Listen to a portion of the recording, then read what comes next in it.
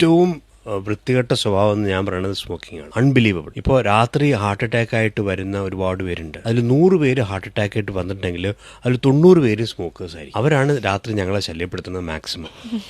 That is as bad as it gets. Singularly പറയുകയാണെങ്കിൽ ഒരു pack years എന്ന് പറയും. ഒരു പാക്ക് ഒരു കൊല്ലം വലിച്ച ഒരു പാക്ക് ഇയർ എന്ന് ഒരു 5 പാക്ക് ഇയർ കഴിഞ്ഞാൽ you are in bad trouble. So 5 pack year phenomenally bad trouble. അത് കഴിഞ്ഞിട്ട് നിങ്ങൾ ചില ഭാഗ്യവാന്മാരുണ്ട്, ഹാർട്ട് അറ്റാക്ക് വരില്ല, അങ്ങനെ രക്ഷപ്പെട്ടു പോകും. അവന് ക്യാൻസർ വരും. അപ്പൊ അതുകൊണ്ട് രക്ഷപ്പെട്ടു എന്ന് വിചാരിക്കരുത്. ഇനി ഹാർട്ട് അറ്റാക്കും ക്യാൻസറും വരാത്ത ഹതഭാഗ്യനുണ്ടെങ്കിൽ അവന് COPD എന്നുള്ളൊരു അസുഖം വരും. അത് കാരണം ശ്വാസം മുട്ടിയിട്ട് ഒരു 2 അടി നടക്കാൻ പറ്റില്ല. അവിടെ ഇങ്ങനെ അനങ്ങാണ്ട് ബെഡിൽ കിടക്കണം. ഇങ്ങോട്ട് തിരിഞ്ഞ ശ്വാസം മുട്ടും, അങ്ങോട്ട് തിരിഞ്ഞ ശ്വാസം മുട്ടും.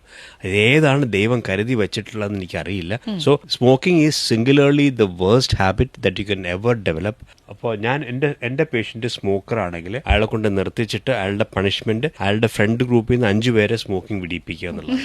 അത്ര ബാഡ് ആയിട്ടുള്ള ഒരു സിംഗിൾ.